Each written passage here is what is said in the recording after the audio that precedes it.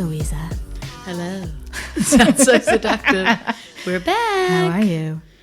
We're going to be giving some sexy tips today. That's why you've got your sexy voice on. I know, I'm just practicing. Do I sound sexy? No, maybe not. You always do, though. Your voice is very seductive. Thank you. What have we got coming up today? So you're going to talk about how to be sexy? We're going to talk about how to be sexy. I'm going to tell a very creepy story of a date someone told me about that. You scare me to get back. I'm single and you scare me to get back into dating. I know, I'm purposely trying to put you off. With these bloody Tinder dating stories. It's all exciting coming up. So Caroline actually comes on the radio show that I produce, Sarah, Sam and Tony, on the Hits 97.4 in Auckland, many other numbers for wherever else you are in New Zealand, or if you're in America, wherever you can listen on iHeartRadio. But she has a segment with us every Thursday at 6:50 a.m. and can be about anything. You've done supplements, sex tips, weight loss. What else have you done? Anything. How not to get murdered. How not to get murdered, anything. But this one was a couple of weeks ago. How to be sexy. And I think that's something that every woman wants to be able to do, but no one knows how, and you can tell us how. Yeah, because I think sexiness is not just about how you look. Yeah. And I know I've met people that were very sexy and not what you would call traditionally good looking. And I know for me, like when I was a teenager, Bill Clinton came and did a talk in Marin, in my town. And every woman who went was ready to drop their panties when they talked about him. They were Bill Clinton. And I'm like, what? Like, yeah, that he was the sexiest man they had ever seen, and like going on and on. And it's funny, like people who I've told that story to about how it is a charisma. It's not how you look. It's about an energy you project. They're like, oh no, it's because, he's president, which he wasn't president at the time. I don't think he was. But my rebuke to that argument is Donald Trump. He is a very powerful man now. He is the president. I don't hear anyone going, oh my God, he is so sexy, I want to drop my panties. Hell to the no. With that fake tan. Oh, Jesus Christ. I would rather die. Like, it'd be a close call. So here are some of my tips of how to be sexy without changing your appearance. So number one is slow down. I think that we talk fast and I'm certainly guilty of this. I talk so fast. But when you slow down, it just definitely has a sexier impact. You think about people like Matthew McConaughey, and who else talks slowly that's sexy? Scarlett Johansson. Yeah. It's a tone of voice, and it's a slowness, and it's almost like a seductive kind of playfulness or sensuality. Because there's nothing sexy about speed. And I think that goes for the same with walking. Walk a bit slower. Be in your body. Be present. And I think that really... That is so true. I walk so fast and I talk so fast. No wonder I'm not sexy. Oh, you are, honey. You are sexy. So another tip is, if you don't feel sexy, is to imagine someone who you find really sexy of the same sex as you and pretend to be them. Like, I think it's like, think of a lot of women, or work with them around confidence. So people pick people like Jennifer Lawrence or Scarlett Johansson, or like years ago working with people, it was like Sharon Stone or Kim Cattrall was another one that women would want to kind of tap into. And I think it's that if you pretend to be them, your subconscious mind kind of goes, oh, well, if I was like them, I'd be like this. And it's a little bit like playing a role. It's like how people can be totally different over Halloween when they're pretending to be someone else. So I think it's like you can develop that through tapping into someone else, and then it becomes more and more natural. But you want it to be someone who you kind of jibe with, not someone who'd be complete polar opposite. So that's another one of just tap into that sexiness. I think another one is having a sense of humor, because funny is sexy. You gotta be funny. Yeah. No personality is just shit. If you sit there with a freaking resting bitch face and looking sour and not laughing at anything, it's like men run a mile. So yeah.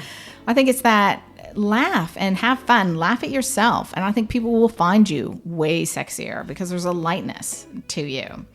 Another tip is standing up straight, good posture. There's nothing sexy about slouching. No, you don't want to hunchback. No. And I think that smiling is really important, looking friendly and open. It's kind of about your energy as well. It's so easy, especially like around the workplace or whatever, to get caught up in being stressed with what you're doing and not smiling or being friendly. And that's like a huge thing. Yeah, and people just want to avoid you. Yeah. People see you as more attractive, more approachable, more intelligent when you smile. So it's so much about how you hold yourself as well. Another tip I am a big believer in is have some interests. Read a book. Read about politics and the news. Have stuff to talk about, because I think so many people just worry about the outside appearance. Yeah, when you've got to have intelligence, be able to hold a conversation.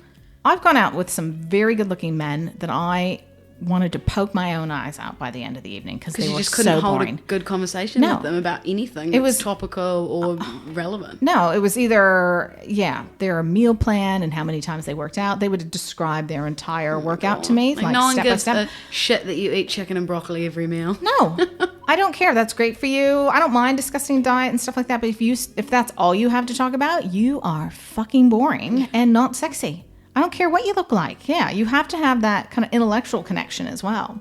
Be interesting is like a big thing for me. And I think the other one is be kind. Be a nice person. I think if I'm out with someone or, I'm engaged now and I adore my partner. But one thing I love about him is he's really kind. He is never rude to anyone. He's not rude to an asshole. No, and I think it's just that would ruin it for me when men would just be rude to wait staff or anyone out. And it's just like, you're a dick. And so therefore, I don't find you sexy at all. No. I'm the same as you. I adore when whoever I'm with is nice to other people as well, because it just gives off such a better vibe rather than being rude. And I think you think if they act like that to them, they're going to turn that around on me one day. Exactly. If they can do that to other people, then it's bound to happen to you. Yeah. And there's the obvious tips like for women, wear red, wear heels, wear a bit of makeup. What I say is there's no ugly women, only lazy ones. Because I think it's any woman, doesn't matter what her size is, what her age is, a little bit of lippy and some mascara and a bit of clothes that show off what her best assets are, because every woman has some great assets, will ultimately make them look 10 times sexier if you just play it up. So shake what your mama gave you. That's what I have to say. Flaunt it. So this story was told to me by a client who I encouraged to get back on Tinder. She's gone through a bad breakup. Is this me you're talking about? No, I'm not talking about you. Yeah, I'm going to tell your story. Yeah, no, you'd want to tell this story if this was your story. So she'd just gotten dumped. I'm like, you need to get back on the horse. And she's like, well, I just want to hook up. And I'm like, well, Tinder. If you just want to hook up, but be safe about it. Don't go to random people's houses. She matches with this guy who is super hot, right? And she's like, cool. And so they start chatting and I think they talk for 2 days, but he tells her that he's had a bit of depression in the past and he's on medication. So he does have a little bit of, some issues with performing. He's like, it's no big deal. But, in the beginning I can get a bit nervous. It is so weird to tell someone from the get-go. Just wait till it happens. Well, I think he wanted to make sure she was okay with it. And she's like, to be honest, I know for myself with dating, there was a lot of guys out there like that. And you're kind of like, oh, you can't get it up? Cool. All right, bye. I'm sorry. Yeah. Yeah, there's things you can do to rectify that. But anyway, she wasn't that phased because she had been on medication herself and blah, blah, blah. So, and he talked about how he's kind of got social anxiety, so it'd be much better if she could go to his house. Okay, sorry. He's painting a terrible picture of himself. I know, but he was hot. She showed me his photo, and he was super hot. Either way, if someone said those two things to me, I'd be like, I don't want to get involved right now. No. I've just come out of a relationship. Not in a rude way, poor guy. And she's like, oh, well, he has cats, and I love cats. You always can trust a cat also, guy. Another thing, I would probably, that's three things in the no box for me. Yeah. So, anyways, he told her he had a good feeling about her, and she was really excited him despite his medication. And so she decides to like come over to his house and they can just see if they have chemistry. And really they're both like out of relationships. So they're wanting just something casual. Mm-hmm. So she gets there and he's waiting for her in the living room, and he was like super fucking hot, right? Like ripped body, gorgeous. They had instant chemistry and they start making out. And she said that she could tell he's getting a little bit aroused, but like not much was happening. And so he said he knew it would help. And so they go in the bedroom. And so he sits down on the bed and she like looks in the bedroom and there's like, shit you not, like 6 cat condos. And she's like 6 cats. 6 cat condos. He's right? a crazy cat. Like man. as tall as her or taller. And she's tall.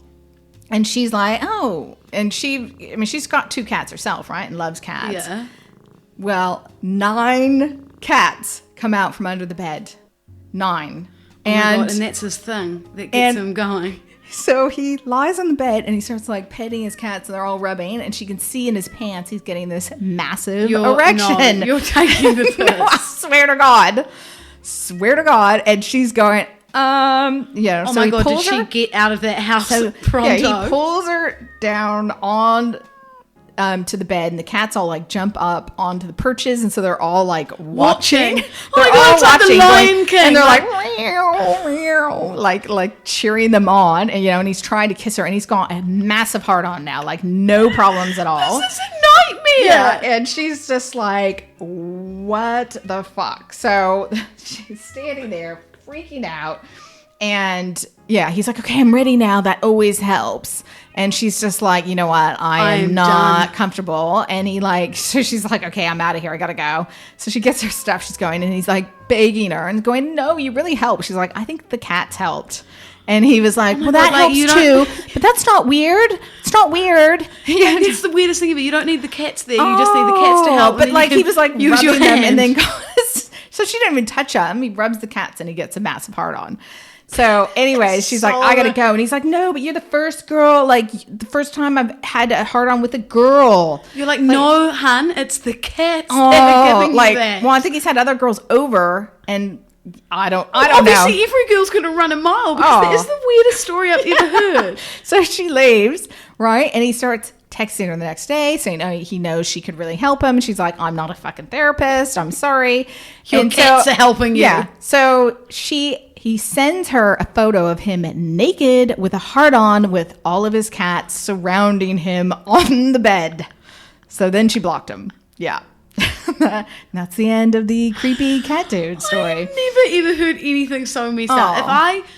For starters, there were 3 signs at the beginning she shouldn't have gone to his house. Yeah. But if I walked into a bedroom of a man and he had 9 cats, I would be walking out. I'd be running out of there. Wouldn't you smell that? Like, oh my God. Ooh, and I'm not a cat person anyway. Like 1, okay, maybe I'd let it slide. 9?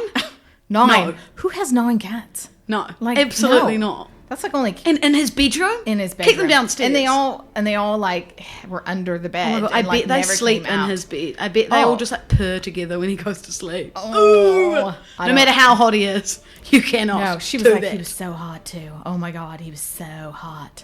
And I'm just like, oh no. I don't feel know. like that is honestly a scene that would happen on American Pie or something. That is so messed up. That's like a Farrelly Brothers movie or something. Oh God, yeah. So poor girl. So she's those like, poor thanks, cats. thanks for your advice, Caroline, of going on Tinder for a hookup. And yeah, You've And I said, scarred okay, me. Number 1, there's warning signs. There was warning signs, and meet him for a coffee. And Don't like, go to his house and meet No. his 9 cats on date would- 1. No, I would drill people. Like, when I would meet, first over the phone, they would get the Inquisition before I ever met them. And then it was like, meet you out, public place. You have to meet Still. someone publicly. There is Oh. no way I would go to someone's house straight away. No, I think you're putting yourself in danger. That's creepy and weird, especially Yeah. with 9 cats around. Oh my You God. could get Yeah. attacked. Who he obviously got turned on by. So, yeah. So Ew. creepy. I'm going to take it back to something a little bit more normal here. Rather than dating stories or how to be sexy, I'm going to do a book review. Cool. Very mature of me. Yes. But no, to be fair, I do love a good book. I love reading. I've got a Kindle. Thank you, Franco, for buying that for me, my dad. Best invention, best present. Yeah. So one book that I actually don't I've read the whole thing, but I often just have it on my Kindle and I just flick every night, maybe not every night, but I'll read kind of just a chapter of it. It's just one of those ones you can just pick up and read. The Power of Intention. I love that book. Such a good book. And it's not for everyone. It is one of those things that you kind of have to be into, obviously the power of intention and that the universe will provide, because a lot of people find that stuff a bit wishy-washy. But Wayne Dyer, absolute genius. I used to have a serious crush on Wayne Dyer. You've seen him, haven't you? Live. Yeah, I went and saw him live in New Zealand, and he died 3 days later. Really? Yeah. And he said at the time that he was tired, and made some comment about how he was ready to go. And I'm like, no, Wayne, no. 3 days later, died. Was he amazing live? He was amazing. He said this one thing that really stuck out to me. He said, whatever's inside you is what comes out. So he's like an orange. You pick up an orange. He picked up an orange and he squeezed it. And he said, what's inside of an orange is orange juice. That comes out. He squeezes it and this orange juice comes out. And he said, so when you get squeezed, what comes out of you? Is it anger? Is it fear? Is it happiness? Is it calm? Think about that, because that's what's inside of you. And I was like, that. Oh my God. Oh, I love that. I know. He's an absolute genius. Oh, he was. But how would you describe the book to people who haven't read it before? I think in a way, it's helping you to focus on what you want and not what you don't want, and how powerful your mind really is. And I know for me, whenever I direct my mind in the way I want it to go, it always happens for me. Yeah. And it's like, it's force of will. So for me, just picking up the book and opening it to like a random, I'll just open the main thing and then click on a chapter and go to it. It always resonates with what's happening in my life. Yeah. I'll always be reading something where I'm like, okay, wow, this is for my career, this is for my relationship, this is for self-help or anything. These are this is just a few quotes of the sort of things that you'd find in the book. So if we focus on what's ugly, we attract more ugliness into our thoughts and then into our emotions and ultimately into our lives. And so that's, if you're thinking negative thoughts about yourself or about something that's happening in your life, then you're attracting that. Yeah. And that's what's going to happen in the situation, or the outcome that's actually going to happen is what you're attracting into your thoughts. Like attracts like. So yeah, exactly. Exactly. My mum is so into this. Yeah. God bless Jill. She got me into this kind of stuff. The Secret, Power of Intention, can't go wrong. What's another one? Removing all unloving thoughts from your minds and practice kindness in all of your thoughts, words, and actions. Cultivate. That's harder said than done. I really try to practice that, and then I go, she's a crazy bitch. But I try. Then I go back to talking about extended family with certain people that just drive me nuts. But then I always am able to go back and go, well, they had terrible trauma in their life and stuff has happened to them, so I understand why they're doing that. But you have to think why people are acting the way that they are. So I think it's okay to initially react and be like, fuck you too. But also it's take a deep breath and then you can kind of see things more objectively, as long as you bring it back into that. Yeah. This is another great quote I will read. When you're connected to the power of intention, everywhere you go and everyone you meet is affected by you and the energy you radiate. As you become the power of intention, you'll see your dreams being fulfilled almost magically, and you'll see yourself creating huge ripples in the energy fields of others by your presence and nothing more. That's a huge thing for me, is I think, how do I want people to see me when I come into a room? I want my energy to be the energy that other people want around them. I would hate to be one of those people who instantly walk into a room and they're just negative energy or negative thoughts, or the glass is half empty. And this book will completely change the way you think and of your thoughts about yourself and how you see others. And I could not recommend a book more. Yeah, great book. Wayne Dyer, the man. Good recommendation. R.I.P. I have a book as well. Now, this book, when I got it, I was so impressed by it. I bought 5 copies and I sent it to friends and family. Really? They probably all just stuck it on their bookshelf and went, Thanks, Caroline. Okay. It's called The Dark Side of the Light Chasers, which sounds a bit cheesy, right? And it's reclaiming your power, creativity, brilliance, and dreams. And it's by a woman named Debbie Ford. Debbie Ford's amazing. She's passed away now, but she was kind of the protege of Deepak Chopra. And her sister is a woman named Ariel Ford, who was the publisher for, or she's the book PR person for Wayne Dyer and Deepak Chopra and all the like kind of Hay House people. She's like the woman behind the scenes with those books. So she got her sister, Debbie, to write a book, and it's amazing. This is her first book she wrote. Her others are really good as well. But it's all about finding your shadow, right? We have good and bad qualities to ourselves, and we reject the bad. And we push those away and we pretend to kind of wear this mask of, no, I'm just good and it's all fine. But then because we're doing that, the darkness kind of comes out. And with this book, it's really figuring out what are the things that you're trying to repress. Because we all have a bitch. We all have a murderer. We all have a psycho. We all have, damage in our child, liar, you name it. Mm-hmm. But we deny that. But you need some of those qualities. Like a liar can tell a good story. A murderer will keep you safe. If someone breaks in your house and tries to kill you, you need a murderer.